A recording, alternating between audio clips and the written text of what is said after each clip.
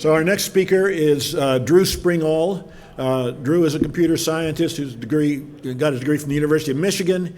He is an independent hacker and security researcher who got into election research originally in the Estonia internet voting study of 2014, done with Alex Halderman and Harry Hursty and Jason Kitcat and other luminaries. He worked on the ICX 5.5A report, that is to say the ImageCast X, the machine used in Georgia voting, as a report to the court in the Curling v. Raffensperger long-running trial. That report was done with Alex Halderman also. Last year, he gave a talk here at the Voting Village with Philip Davis, the Philip Davis demonstrating outside in the other room. They demonstrated last year that with no coding at all, that malicious modifications just to the election definition file can have some of the same effects as malware on the ImageCast X itself. So, Drew Springall.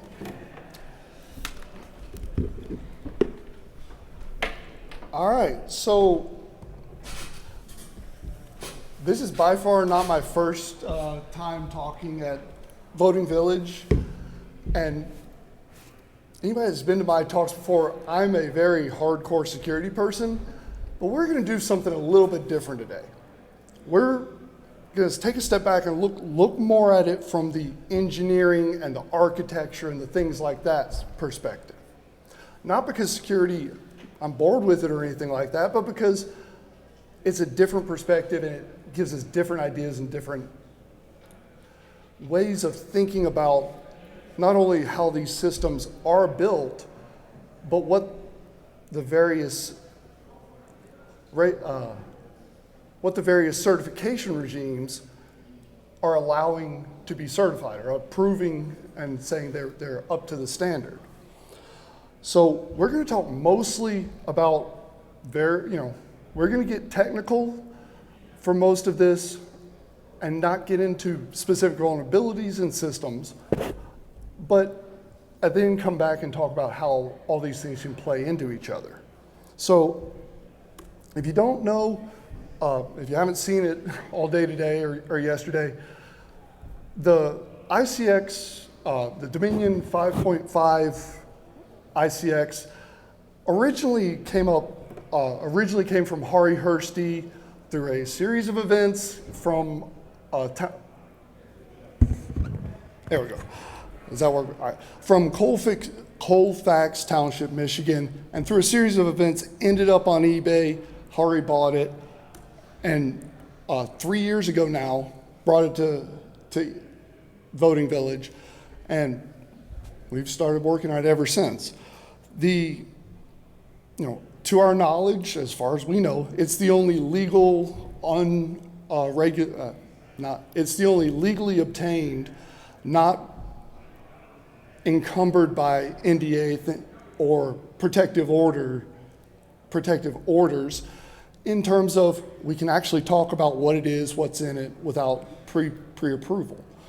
And so, this was a really, really interesting opportunity to go through and look at a whole bunch of it.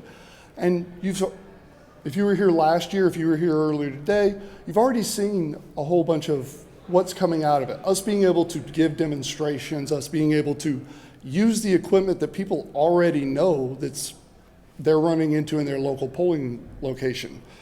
But this specific ICX is what's called a classic variant or a classic model.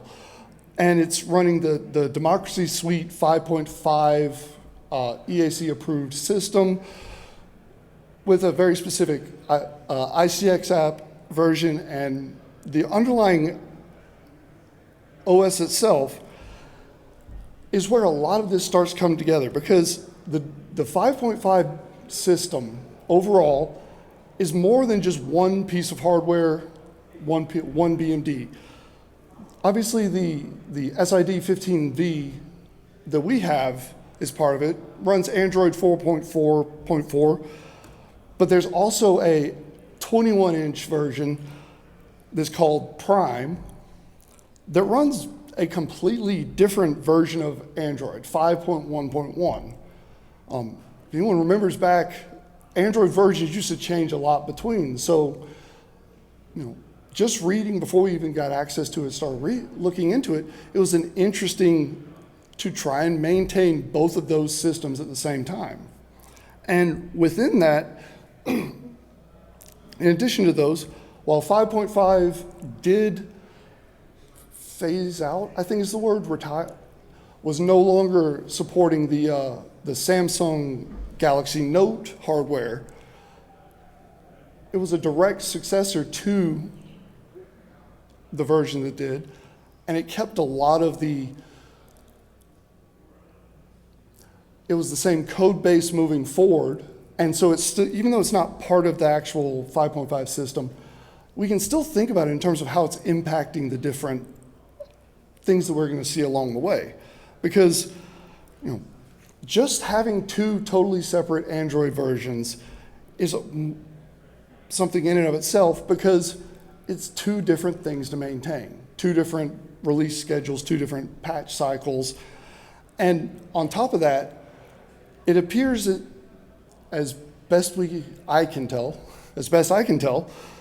that it's not even the vanilla AOSP Android. It looks like it's some OEM provided, similar to vanilla AOSP, but with some number of changes added into it. One, to account for hardware, but also to account for different needs for their customers and things. And the reason I say this is because it turns out if you start digging long enough on the actual OEM's website, you run across their developer wiki that is full of Android 4.4 and Android 5.1 releases. Now, I want to be very clear. I've looked at a whole bunch of these, pulled them apart. They're very similar to what's the OS that's actually installed on the ICX, but so far I haven't run across the exact one that matches up perfectly. But the applications that are installed, how they're configured, how things like version notations work, different things, it looks like that's where the actual OS is coming from.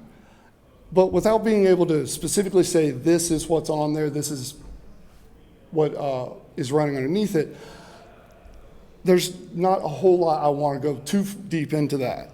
Instead, looking at the actual APK, the Android app itself, and approaching it the same way we did with the 5.5a system. There is an intentional, explicit, meant to be there way to export that APK from the ICX so that then we can take it and dump it through some very well-known Android reverse engineering tools, and we end up with this thing, what's called Smalley. If anyone's ever reverse engineered from a binary patch or reverse engineered an actual library that's pre-compiled, Smalley is effectively assembly. It's a very, very, very low level, very particular in what it's telling you and how it operates, but it operates the same idea, same way as a compiled binary. With the advantage of you get a whole lot more data out of that actual output Smalley. You get, simple things like package names makes it very easy or much easier to tell where you are, what you're looking at, what the intention is. You also get, the standard control flow like you would out of reverse engineering, but you also get function names. You get variable names in a lot of cases because the way the Java gets compiled down into Android apps and then reversed back into Smalley maintains a lot of that.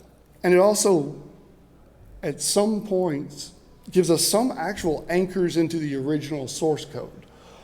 And so we can look at what we can predict and estimate with a very, very rough estimate what the actual code base is of where this APK came from.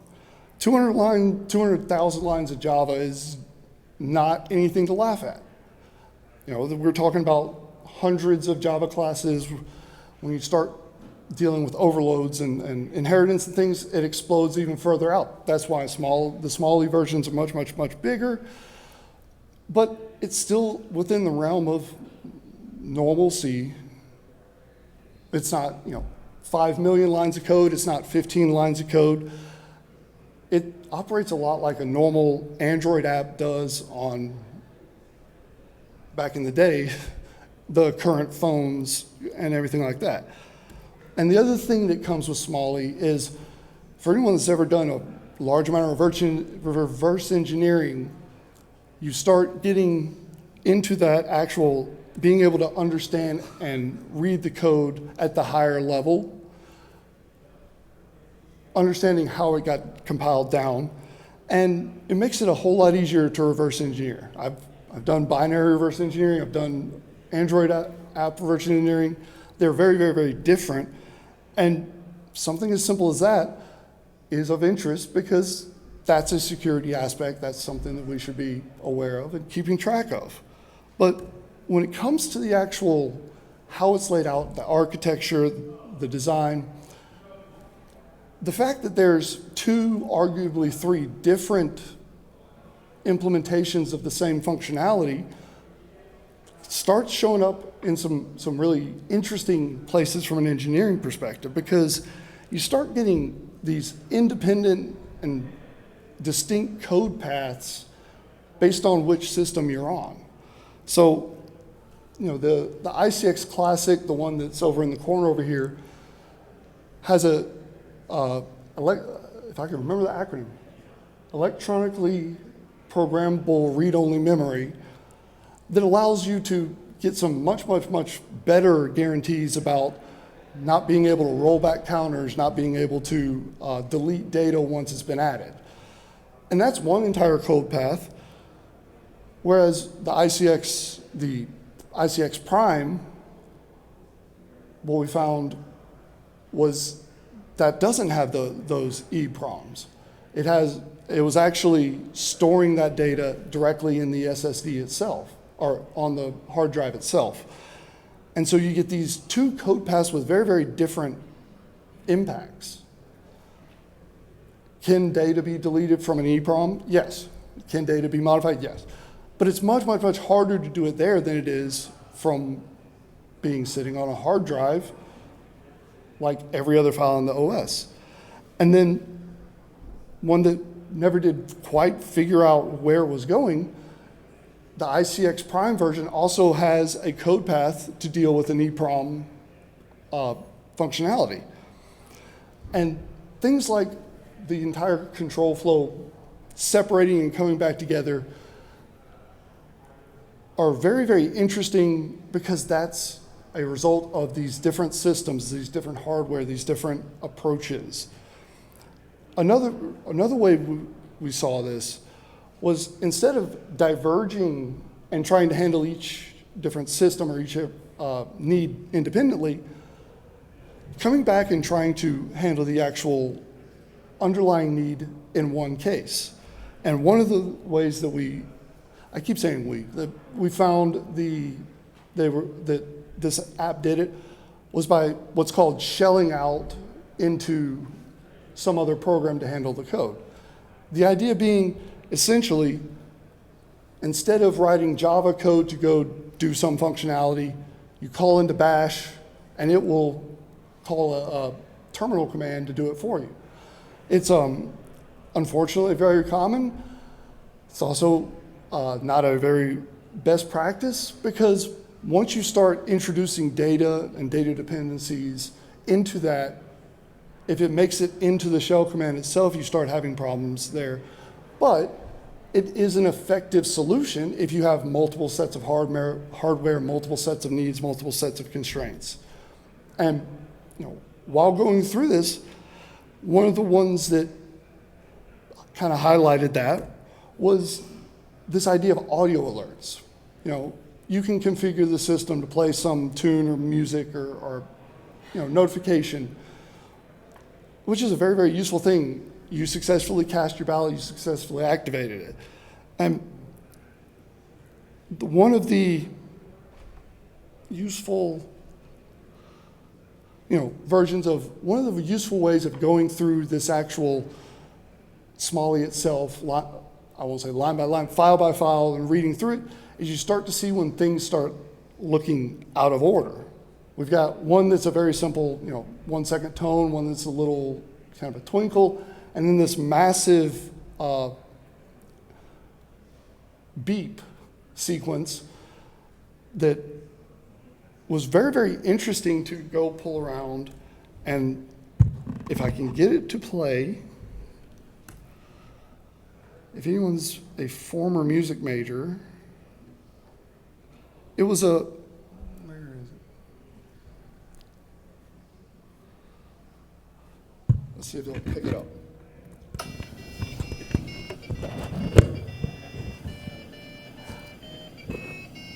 You don't hear that?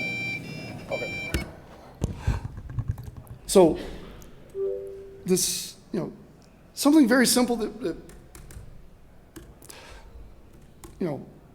run across, that when you're doing automated checking, when you're doing automated analysis, when you're running against all these different test suites, doesn't know to look for things, but anyone skimming through all of the different lines can recognize that one is out of place.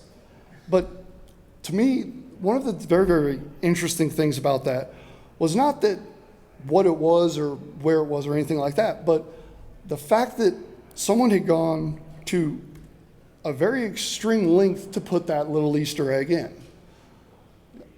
I couldn't find that online. Someone's apparently sat down and figured out what the actual sequence was. It's a lot of work for a little underlying thing.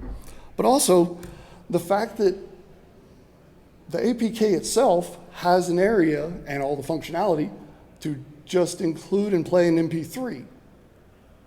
There's a handful of them that in the 5.5 that are being used, but someone going out of their way to do this, but also going out of their way to do it from their compared to the configuration option of it. Because when it comes to the election definition, this is where this idea of engineering and software design and architecture really becomes more of an important thing than the actual direct security implications of it. Because we've talked about the election definition many, many times. If you have been to the demo over in the corner today or any of the other things, that's something that we always talk about. That's a thing we need to handle, we need to account for. And when it comes to that election definition, we kind of lied to you for your own good because we radically oversimplified what's actually going on in that definition. One of the things, we will talk about a specific piece and ignore everything else because, to be honest, it's too big to really look at, handle on its own.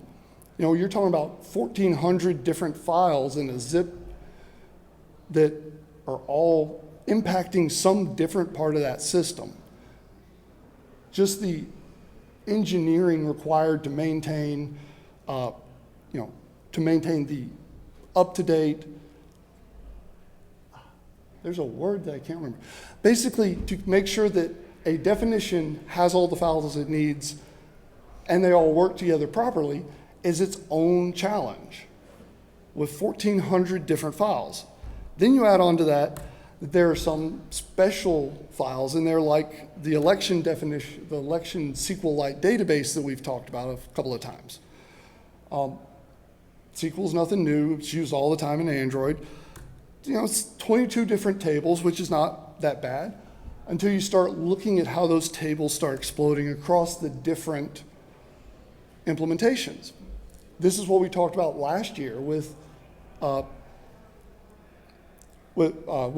Philip, and there's the same data in multiple places, but being used for different pieces. It's a very large, very complex, very interconnected data structure.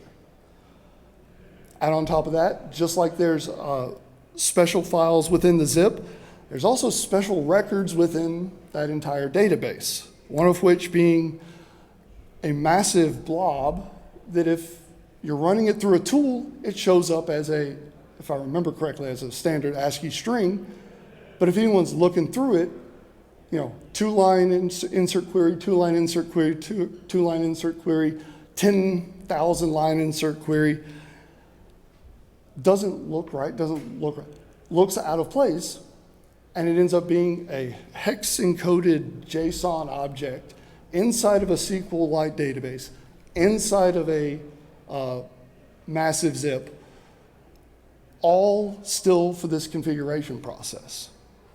And when it comes to, you know, things of this nature, it starts becoming apparent how configuration errors have been occurring over time. Now, I'm not saying that this is the direct result, but when there's this much complexity and this much interconnected pieces to it, it's not a real surprise that not only do you end up with security issues, but with standard software engineering, software design, deployment, DevOps issues. And the other thing about this, going through and tearing the ICX apart, trying to reverse engineer every little piece of it that I could find, is something that I admittedly have been part of. Last year, when we were presenting on the ICX, we compared it to, you know, functionally equivalent to ordering at a McDonald's. You got a touch screen, you've got a card to pay, you've got a card to authenticate, it prints a receipt, it prints a paper ballot, things like that. But when it came to actually going through all this code, while I still agree that this, for the purposes of a BMD, is a functional comparison, it ignores all the complexity of the usage scenario. Because, yeah, the ICX can be a BMD. It can also be a DRE VVPAT. It can also be a remote use. There's a mechanism that the EMS can reach out to it and make sure that it's displaying ballot formation or ballots properly to the user. It's called EED is the part of the EMS that handles it, and I can't remember the name of the actual piece. But there's also the full-face ballot mode, which essentially turns it into a touchpad like you would have on an Xbox or the old school drawing on the drawing arbitrary mechanisms on it. And, you know, these things between the configuration differences, between the configuration complexity, the code path complexity, the usage complexity, it presents a very, very interesting problem of, or interesting question of, is that what we really want in the critical infrastructure systems? Not from a pure security perspective, but from a pure software engineering, software architecture. Because complexity builds and creates, in some scenarios, outages, in other scenarios, vulnerabilities. And this idea of having one system or one approach to handle not only all of the use cases, but all of the different configurations for all of the different use cases, it presents a really interesting problem outside of the security aspect. And so that's why I wanted to come up here and talk about how this is built, how it's actually architected, and some of these less than, in my opinion, less than ideal ways that these problems have been encountered and patched over years, resulting in this massively complex, hard to understand, hard to maintain, I would assume from experience, hard to maintain system. Is it better to go down this path, or would it be better to go down the path of single purpose, dual, or limited scope devices? I don't know the answer to that, but I thought this was a very, very interesting mechanism to bring that out and see how it would, to see if it would be useful from the security perspective to look at it from that raw software engineering, software design, software architecture perspective. I think we got a couple more minutes if anybody has any questions. You have an opportunity to look at the newer versions of the ICX? I'm sorry, I'm deaf. Have you had an opportunity to look at newer versions of? Have we looked at newer versions? No. I'll speak for myself. I have been more than happy to do that. We have not had the opportunity to look at anything newer. I have not had the opportunity to look at anything newer than 5.5a. Speaking from experience, 200,000 lines of Java code, 800 classes, that's enough for like a legacy system to have stuff that is floating around inside of your production code that is probably not used anywhere. Like it's orphan code. Have you found any orphan code? Is there dead code? Yeah. But part of that is due to the way that Android apps get compiled. When they find code that they don't like, they include it anyways, as opposed to something like Clang or LLVM, which will, when operating correctly, realize that it's dead code. Like some of the two best examples, there's two Java files that are in one of the packages that are just .java.back that someone very obviously copied out. The compiler didn't know what to do with it, so it just stuck them in the APK. They weren't super important or anything. But yes, sir. How to trigger the left mark. Have I figured out how to trigger the Imperial March? No, and I am ashamed of that, and I will continue to work on it. So to be clear, it's in there, it's buried in the code. I just have not figured out how to get it to play normally. I'm ashamed. I've spent far too much time. All right, I think that's